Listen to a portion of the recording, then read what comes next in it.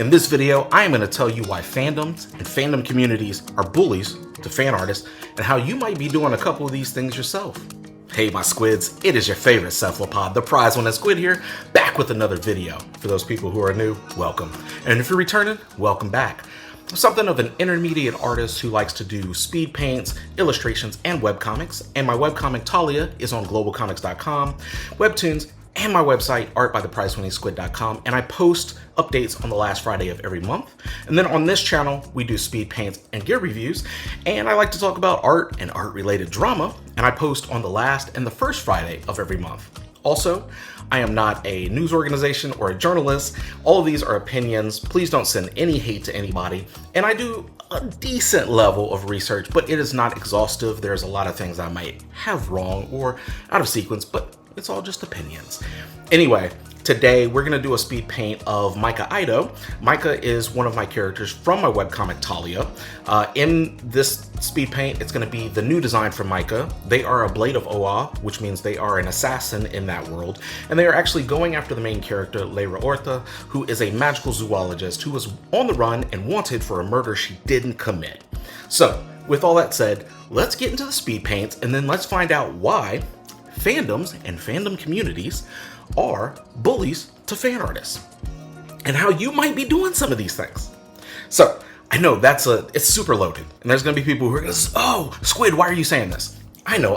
Listen, a couple months ago, maybe last month, I don't remember the exact time frame, but I was made aware that there had been somebody who posted Deltarune characters, their versions of Deltarune characters on, I believe, Twitter or maybe Threads or something. I don't know which site it was, but they posted them and they got a lot of feedback, I will say. It was really just a lot of hate. And so originally this was gonna be a much longer video and I was gonna delve into things like race swapping and all this other stuff, but I wanna leave that for another video because I think that is a very broad topic that we do need to talk about. This is actually just about fandom art itself and fan art itself and fandoms and how fandoms kind of react when somebody does fan art, right? So, give you a little backstory on this. The person posted they did the drawings. Now, I'm not overly familiar with Deltarune or Undertale. I know about it because of family members who have played it, and I know it would be in my wheelhouse because I play RPGs. They are my favorite games to play, so I would love to play this. I just haven't gotten around to it. And from my understanding, all of the characters are animals. So I think the only character maybe is like your main character is a human, but I think all of the characters outside of that are animals. Keep that in mind. That's going to be in the back of your mind, right? So this person went and they took all of the characters from Deltarune and they made them human. Awesome. Cool. That's cool fan art. People do that all the time. They do it with Teenage Mutant Ninja Turtles. They do it with Disney characters all the time. It's a normal thing that people do. Except for one of the characters, people said that the skin tone had been lightened from their color palette. And so they essentially berated this person. From my understanding, this person was a minor and was a young minor as well. And so you have essentially older teens and maybe adults who are bullying this person into changing the skin tone of a character who is not originally human. The person changed the skin tone, but honestly, the damage feels like it was kind of done, right? If you're remember when you were younger and you got bullied by any level of people, either you stopped doing the thing that they were bullying you over, or you withdrew from the world and you did that in private and you never showed it to anybody ever again.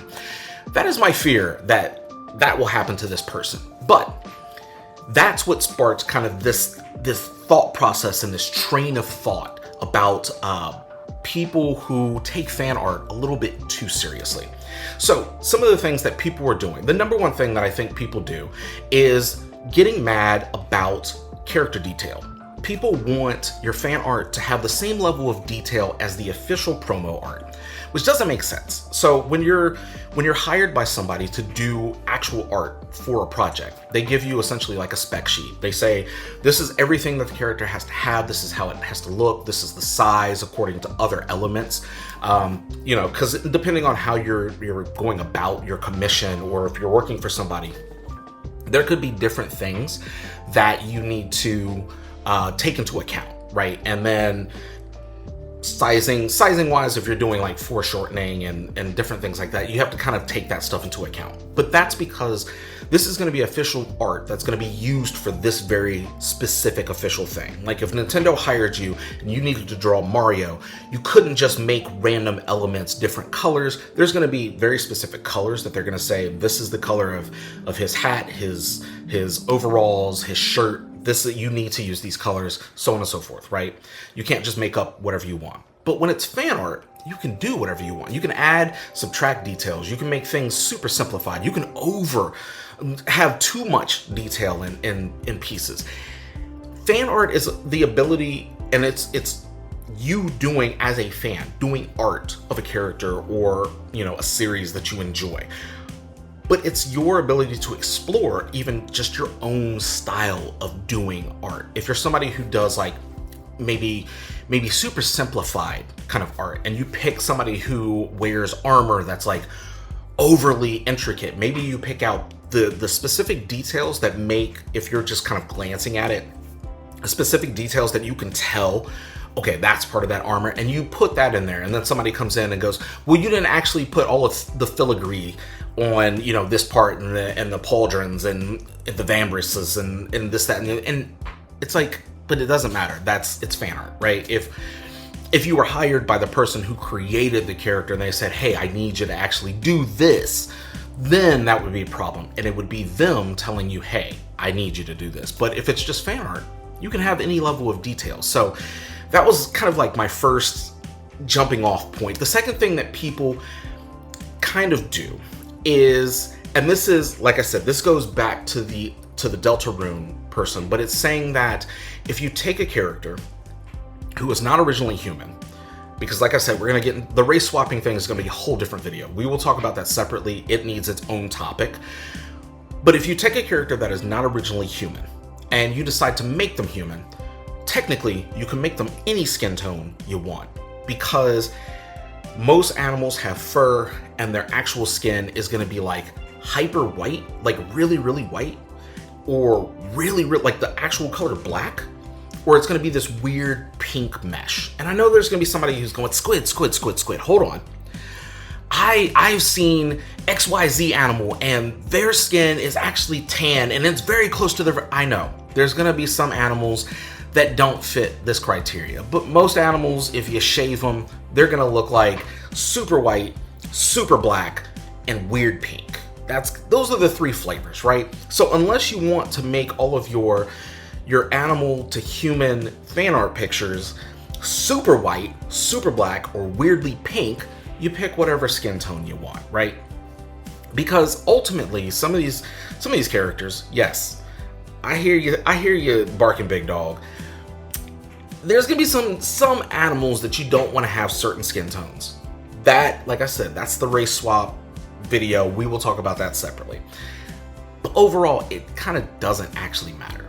They're animals. You're just making them a human version of that animal, right?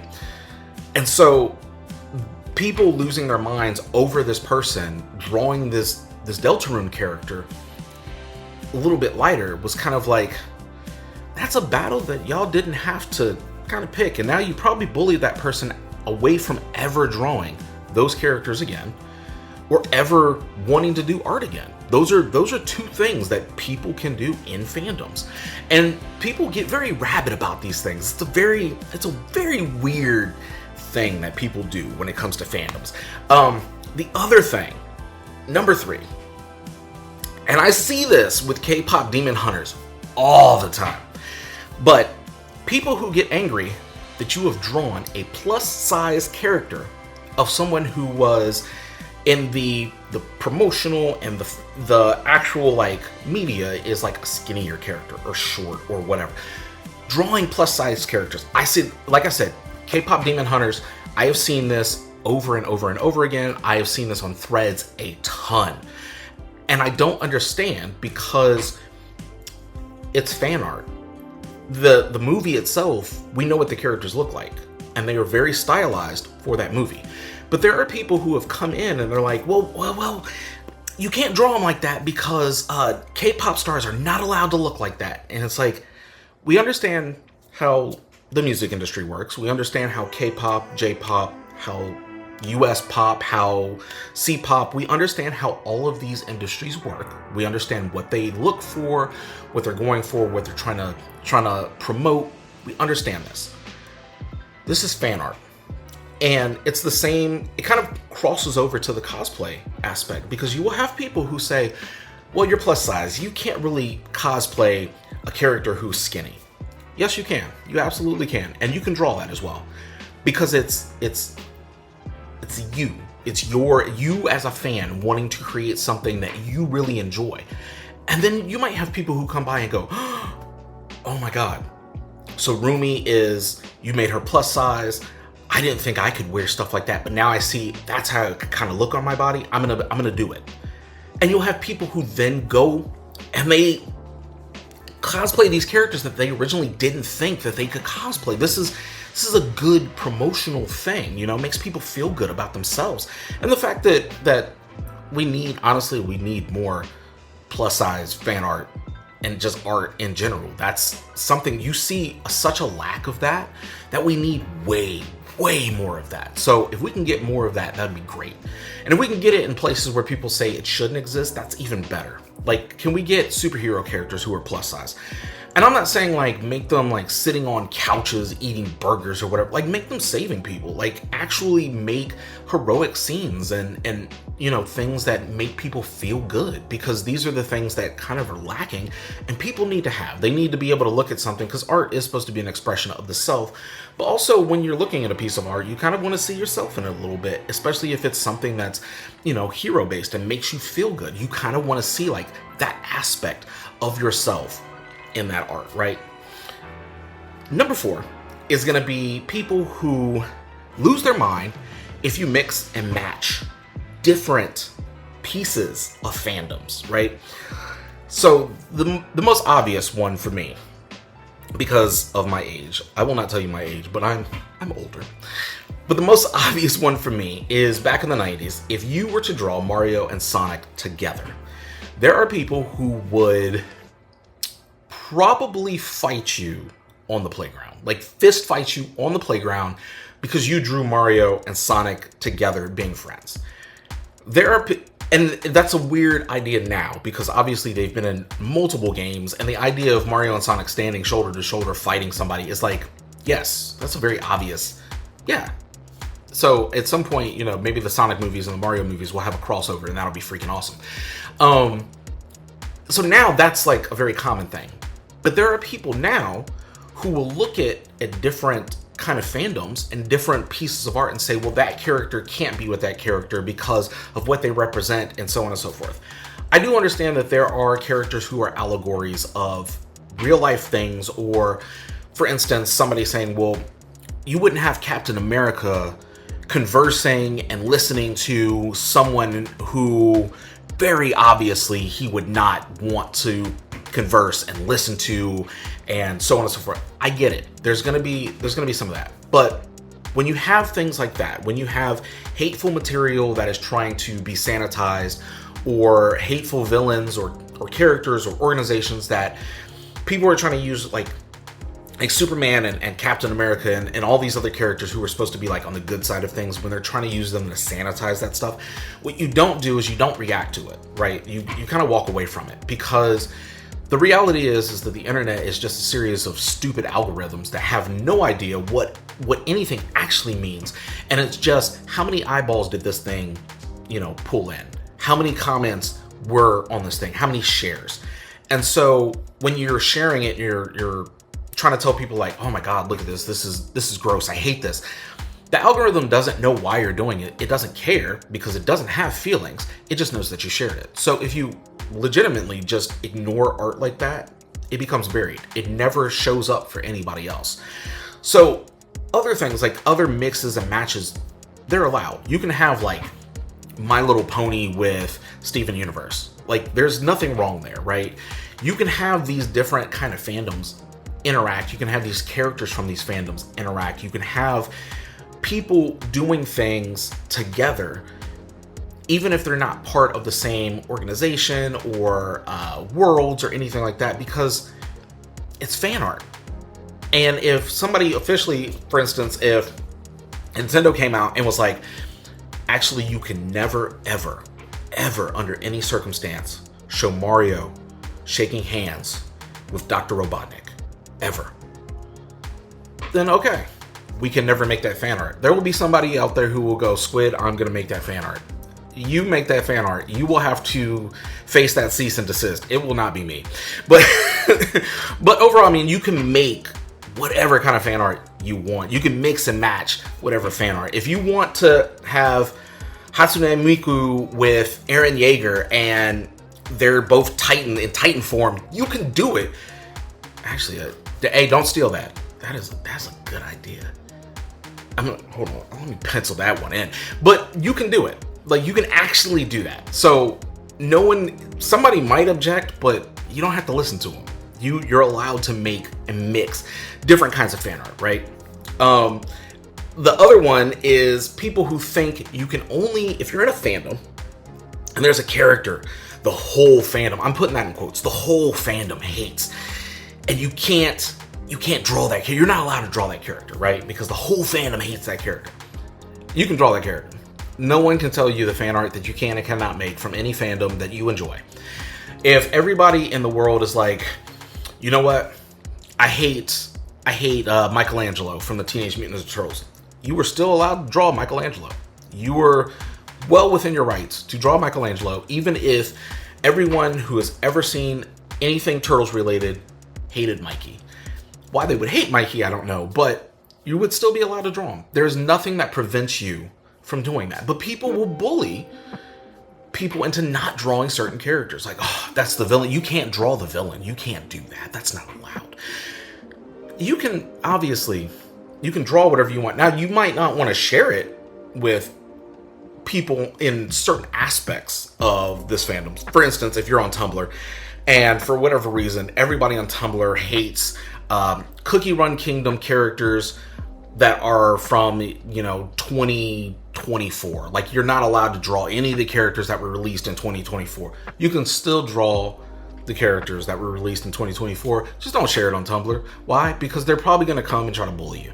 You can share it on Twitter. You can share it on Threads. You can share it wherever you want. Blue Sky, whatever you want to share it on, go ahead and share it. You're allowed to. You're allowed to draw different characters, even if an entire fandom hates that character. In fact, I would implore you that if an entire fandom hates that character, please draw that character. There's going to be one person out there who can never find fan art of their favorite character. That's going to be their favorite character, and you're going to be their freaking hero. So you need, in fact, find every fandom that you're interested in and find out what the most hated character is. Take a poll and draw that character. That way, somebody out there has that character because they're going to love it.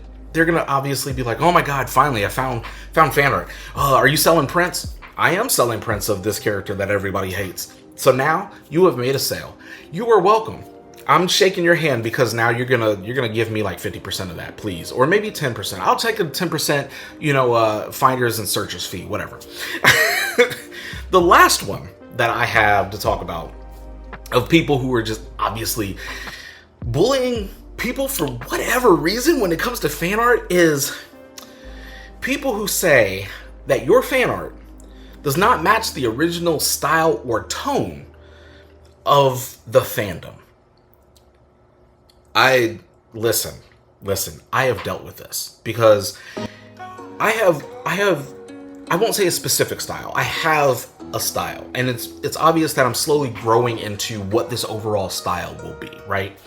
And a lot of what I pull from are some Disney things. I pull a lot from things like Aeon Flux, a lot of weird Western media that could be tangentially related to, putting this in quotes, anime style. Because if you were to say anime style, for me, I could probably pick out 13 or 14 different styles within that umbrella.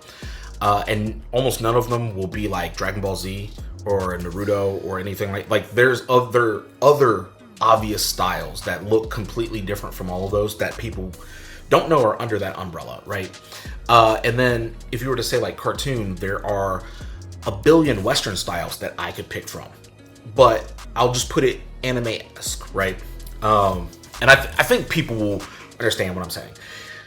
But I have this very specific style that I'm kind of like slowly building. I'm grabbing techniques from everywhere and trying out different things and seeing what sticks and what doesn't and what feels good and what doesn't, right? But there have been people who have looked at some of my fan art drawings and commented, well, this doesn't really look like the original. That's because it's not.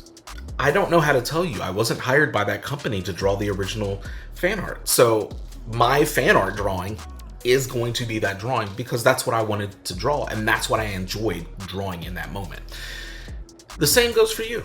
If you draw in, say you have like a very Disney-esque style, just really, it's that stylized, almost like that Little Mermaid, Cinderella kind of style, right? You have that on lock and you go and you draw, I don't know, I'm trying to think of something that's like very obviously not that. You try to go and you draw like My Hero Academia characters or Demon Slayer or something. It's gonna look way different than the original material, but that's fine. Say for instance, you drew Hatsune Miku as like an Attack on Titan character, like an actual that style, everything, the amount of lines, the hatchings, everything. There will be people who actually know. I'm gonna backtrack that one because Hatsune Miku is one of those characters where I think has been drawn in so many different styles. I don't think anybody would actually have a problem with anything that you drew her as because she's been everything. But okay, one of the best examples of this is actually an example that is a professional example. So there are people today who have written off everything Teenage Mutant Ninja Turtles related because for the last, say, 20-ish years, it does not look like the cartoon from the 80s and the live-action movie from the 80s, 90s. And there are people who have written the entire series off. They saw the more recent live-action movies with, oh God, what is her name? I can't remember her name, but the chick who played April O'Neil. They've written those movies off because, well, Raph looks too big, and Donnie doesn't make sense. He's kind of like this, that, and the other thing. And people have written it off instead of just enjoying what the Turtles are, right? That every generation of kid has a different version of the Turtles.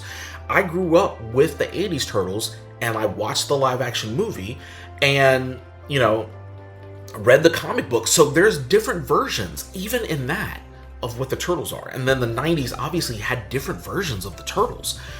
So every time the Turtles kind of have I don't want to say a resurgence, but every time there's a new kind of like art style for the Turtles, people automatically just flip the lid and are just like, I'm not a Turtle fan anymore. And it's like, you don't have to enjoy that style, but that doesn't make the style wrong.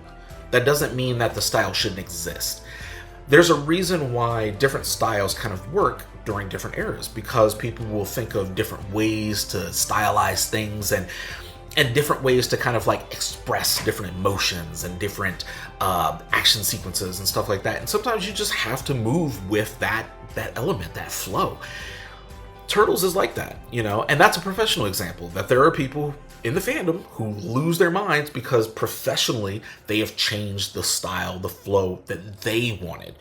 Sometimes you just have to kind of like move on with it. If you're doing something, if you're doing very painterly style stuff, right? And for whatever reason, you're like, oh man, I'm gonna tackle a bunch of like anime characters, but I'm gonna make them hyper realistic. There are people who will absolutely love that. And then there are people who are like, man, it kind of breaks the immersion for me. And it's like, okay, then you just don't like that style. That doesn't make the style bad. It doesn't mean you can tell somebody not to do it. It just means like, maybe you're not vibing with it. And that's fine. That's perfectly fine. But people will take their opinions of something and make that the canon event. And it's like, I'm gonna do my own thing. You know what I mean? Like, so these are ways that people have essentially been bullying fan artists. And if you've done any of these, go ahead and let me know somewhere in the comments. Just post it and say, okay, I'm guilty of number 3. I'm guilty of number 4, 5, 6. If you've done any of these, let me know. I know I've done a couple of them. You know, throughout my life, there's probably been times where I'm like, that doesn't look like the...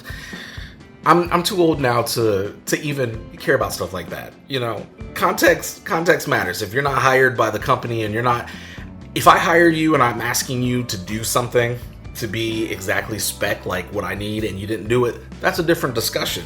But if it's just fan art, it's just fan art. So that's going to be our discussion for today. I appreciate you guys coming and watching this video, watching these speed paints, having this discussion with me. Whatever your opinions on this are, hit them down below. Let me know if you guys have been guilty of these, if you know friends have, if you've seen this in some fandoms that you guys enjoy, and then what fan art you would do and how you would kind of make people lose their minds as well. Anyway, I am the prize-winning Squid. I appreciate you guys coming through. You guys can find me on my website, artbytheprizewinningsquid.com. YouTube, obviously, on Blue Sky. I'm over there. I'm on Instagram. I'm on Facebook. I'm on just a bunch of different stuff. Threads as well because of Instagram. With all that said, I appreciate you guys. I hope you guys have a good rest of your day, your week, your month. And if I don't see you for a while, your year. And if I don't see you for a very long time, your life. Anyway, I'm out. Thanks for watching, and I'll see you guys next time.